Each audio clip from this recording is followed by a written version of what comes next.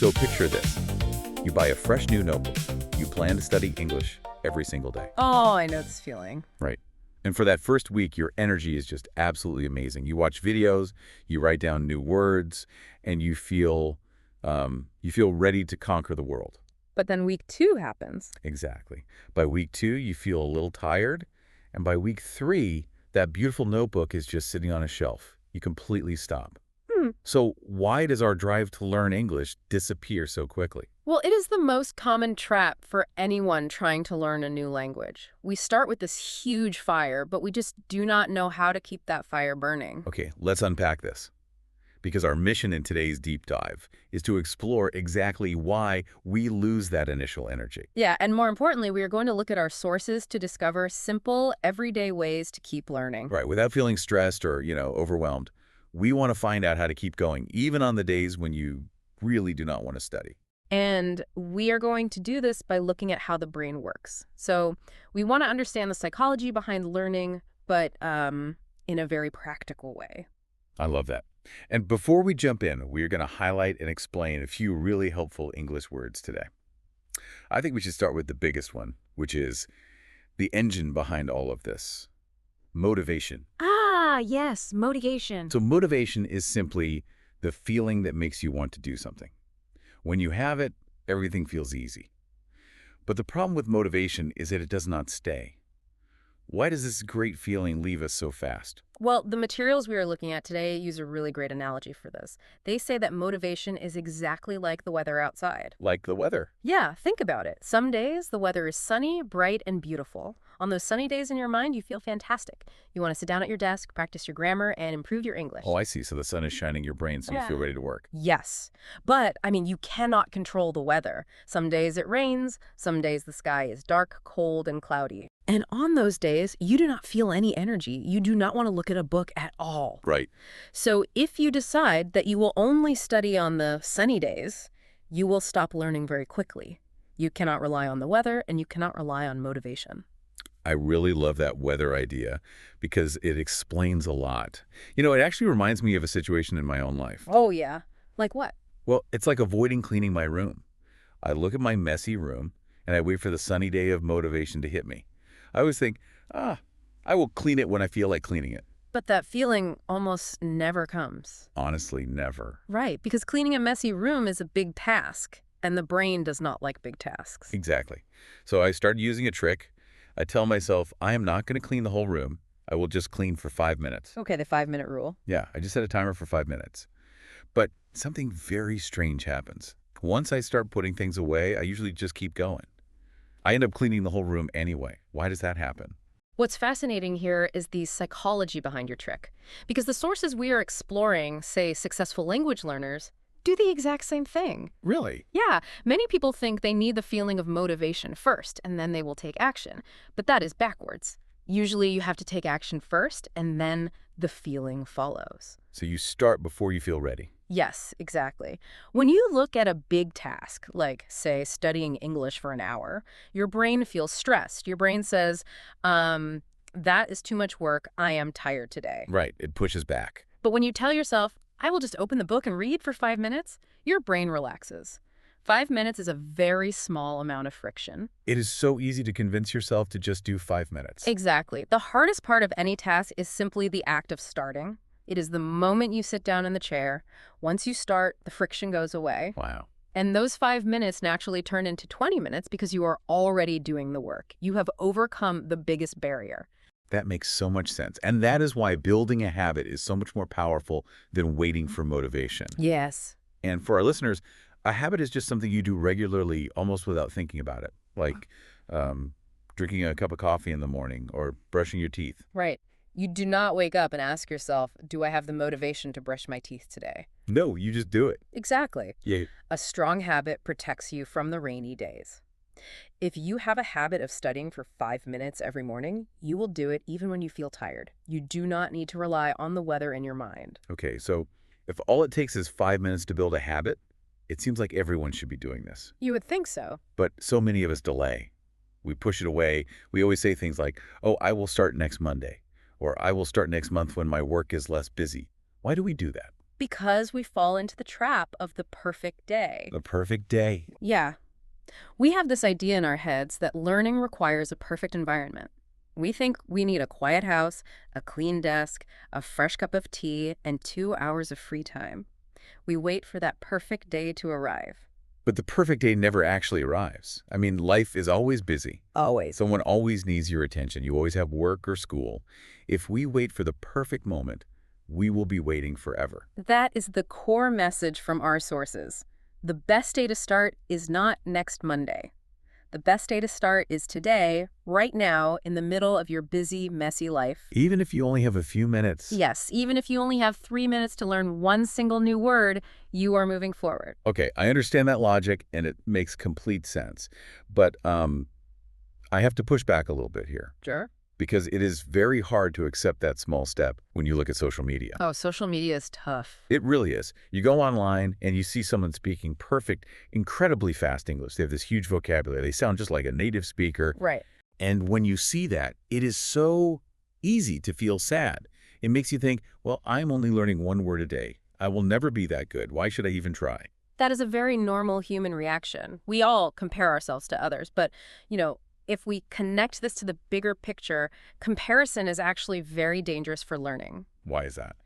Because when you look at that person speaking perfect English on a video, you only see the final result. You do not see their history.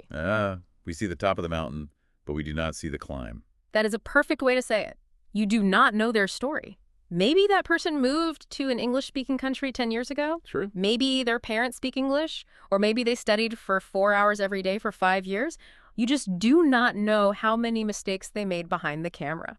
So if you compare your day 1 to their year 10, you are being very unfair to yourself. You are setting yourself up to feel like a failure. Yes. So the sources suggest a completely different way to think. You should only compare yourself to one person. Who is that? The person you were yesterday. That is the only fair comparison. You ask yourself, can I understand one more English sentence today than I could yesterday? Did I learn one new phrase? If the answer is yes, then you are winning. That is so encouraging. And that is the true meaning of progress. Progress just means getting better little by little over time. It is not about being perfect immediately. Exactly. If you know 10 words today and you knew 9 words yesterday, that is real progress. And realizing that you are making progress gives you a new kind of energy. It feels good to know you are moving forward, even if it is a slow walk. Absolutely. So we agree that we need to focus on small daily progress instead of having perfect days. Yes. But how do we actually do this? Let's talk about the physical reality of a busy life. Because honestly, if I try to sit at a desk and study textbooks for 3 hours after a long day at work, it feels like very heavy, boring homework. I am going to hate it. And if you hate it, you will quit. That is why the materials we are reading suggest a total change in how we view language learning. The secret is to stop studying English as a separate activity and start living in English. Living in it? What do you mean? You have to weave into the things you already do every single day. Sneaking English into my normal life? Okay, how does that look in practice? Well, it is about pairing English with your normal habits. For example, you have to cook dinner anyway, right? Right. While you are cooking, put your phone on the counter and listen to an English podcast. You do not need to understand every single word. You are just letting your brain get used to the sounds and the rhythm of the language. That makes total sense. You're combining a chore with learning. Exactly. Or think about going to the supermarket. You have to write a shopping list. Instead of writing the list in your native language, take 2 extra minutes to write it in English. Oh, that is smart. Write down apples, chicken, bread. And if you do not know the word for something like garlic, you look it up on your phone. The physical action of searching for the word, writing it down, and then looking for it in the store helps your brain remember it much better than just reading it in a textbook. Oh, wow. That actually reminds me of a funny story. A few years ago, I was trying to learn some basic Spanish. Okay. And a friend gave me a piece of advice. He told me to change the language on my mobile phone to Spanish. Oh, changing your phone language is a bold move. How did that work out for you? Well, honestly, the first day was very confusing. I could not figure out how to set my alarm clock. I didn't even know how to change my volume settings. Oh, no. But because I needed to use my phone all day, I had a real reason to figure it out. Yeah. It was not a test in a classroom. It was my real life. Right. And because of the pictures on the screen, like the little gear icon for settings or the envelope for messages, My brain quickly connected the new words to the things I already knew. Yeah. Within 3 days, it felt completely normal. That is a brilliant example of living in the language. You created an environment where you had to interact with the language to get what you wanted. Yes, and I learned those everyday words without ever opening a dictionary. This brings us to a very useful concept from our sources. Building a routine. A routine. Yes. A routine is simply a plan for your time. It is a set of actions you do every day or every week in a specific order. And the sources actually provide a wonderful example of a weekly routine for busy people. It does not require hours of study. It is designed to be very light. Well, let's walk through that routine. I think having a map makes people feel much more relaxed. Okay, here is the suggested map. On Monday, the only thing you do is listen. Just listen. Yes, you listen to a podcast or a short audio clip for 10 minutes while you commute to work or while you clean. That is it. Okay, just listening. No pressure to write anything down. Correct. Then, on Tuesday, you focus on vocabulary. You try to learn just 10 new words. You write them down in your notebook. 10 is a very good number. It is because 50 words is too stressful, but 10 is manageable. So what happens on Wednesday? On Wednesday, you watch a short video in English on your phone or computer. Maybe it is a cooking video or a travel vlog. You engage your eyes and your ears. Nice. On Thursday, you read one single page of a simple story or a news article. Just one page. That is great. It feels like a very small goal. Exactly. And on Friday, you do not learn anything new. Friday is for review. Ah, reviewing. Yes. You look back at the 10 words you wrote down on Tuesday. You remind your brain about what you already learned. Reviewing is how you lock the information into your memory. And what about the weekend? Saturday and Sunday. The weekend is for relaxing with the language. You watch a movie in English or you listen to English music while you go for a walk. You enjoy it. You do not force yourself to study. I really love the structure of that routine. Yeah. Every day gives your brain a different task. Yeah, it keeps things fresh. One day's for the ears, one day's for the eyes, one day's for memory. It really stops the learning from feeling boring. But, integrating English into your life like this brings up another big issue. Well, if I try to speak English or if I try to write my shopping list, I'm going to make mistakes. A lot of them. Yes, you will. And that fear of making mistakes is a huge wall for many adult learners. People are terrified of sounding foolish. They really are. So many learners stay completely quiet. They refuse to speak because they want to build the perfect sentence in their head before they open their mouths. Right. But we have to accept a hard truth about languages. Perfect English does not exist. I mean, even people who have spoken English their whole lives make mistakes. All the time. Native speakers use the wrong grammar, they forget words, they speak too fast and stumble. Mistakes are not a sign that you are failing. Mistakes are a necessary mechanism for learning. The sources bring up a really beautiful analogy about children here. Think about how a young child learns their very first language. A 2-year-old does not study grammar. No, not at all. They just start talking. And they make thousands of mistakes. They might point at a cow and call it a dog.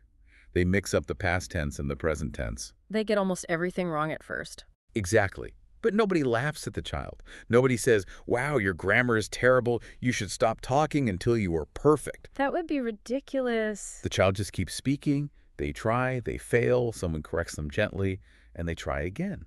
Because they are not afraid of mistakes, they improve. That is the key word, improve. To improve means to become better over time because you keep trying. As an adult, you have to find that childlike bravery. When you make a mistake and you suddenly realize you made a mistake, that is actually a moment of neuroscience in action. Really? Yes. Your brain is making a new connection. It is solving the puzzle. Every mistake is proof that you are stretching your limits. So instead of feeling ashamed of our mistakes, we need to focus on celebrating the times we get it right. We need to celebrate our small wins. Celebrating small wins is crucial for keeping your energy high. You should not wait until you are 100% fluent to feel proud of yourself. Fluency takes years. You need to feel proud today. Give me an example of a small win. What should we be celebrating? A small win is noticing your own progress. For example, maybe you watched a short internet video today and you suddenly realized you didn't need to turn on the subtitles to understand the joke. That is a massive win. Oh, that is a great feeling. Or maybe you finally understand a tricky grammar rule, like the difference between the words since and for. Oh, that's a classic one. Right, many learners struggle with that. They don't know whether to say, I have lived here since 10 years, or for 10 years.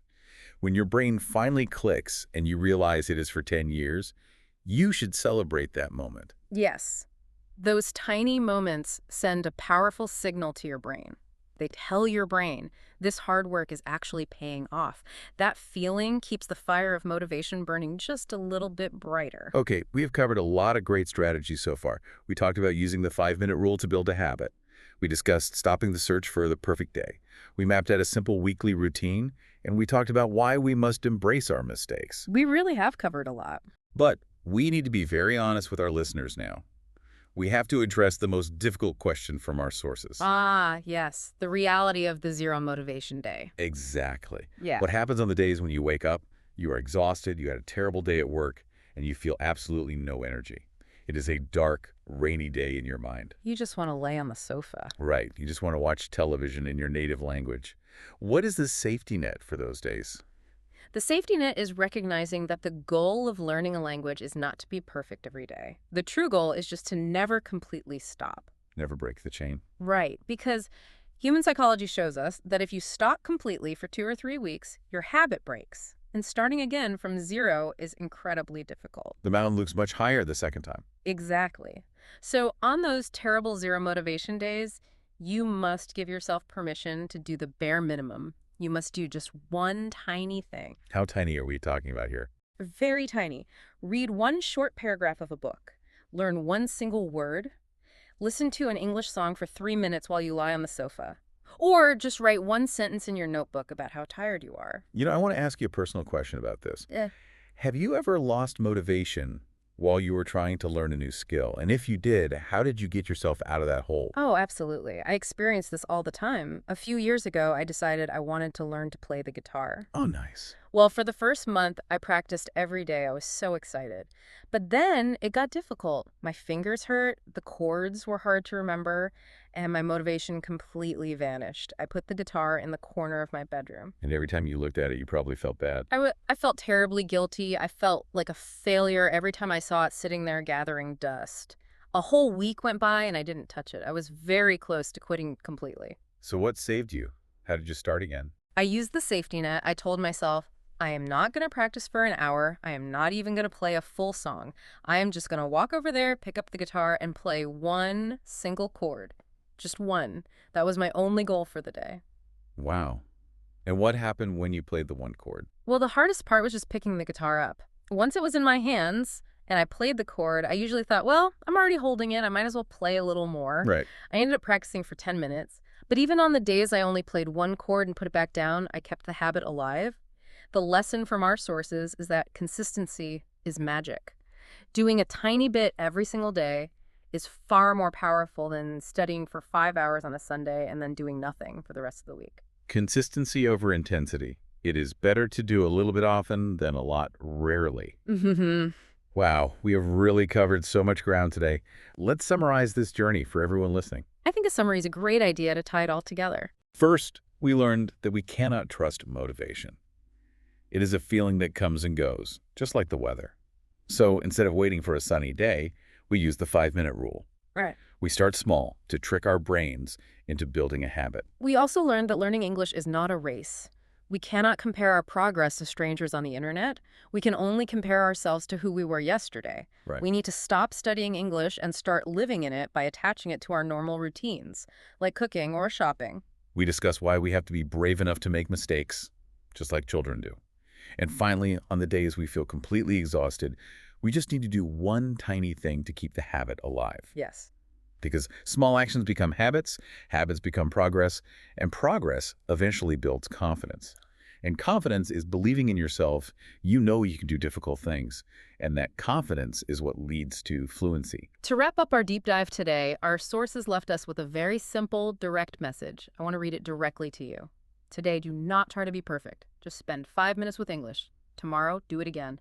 Small steps every day can change your future. Small steps every day can change your future. That is a wonderful place to stop. But before we completely sign off, I want to leave you with one final thought, something for you to think about today. We talked a lot about learning just one new word a day to build your habit. But think about this. What if you took that one new word and you taught it to a friend or a family member who does not speak English? How much faster would your brain remember that word if you became the teacher? Try it out today. Thank you so much for exploring with us, and we will catch you on the next deep dive.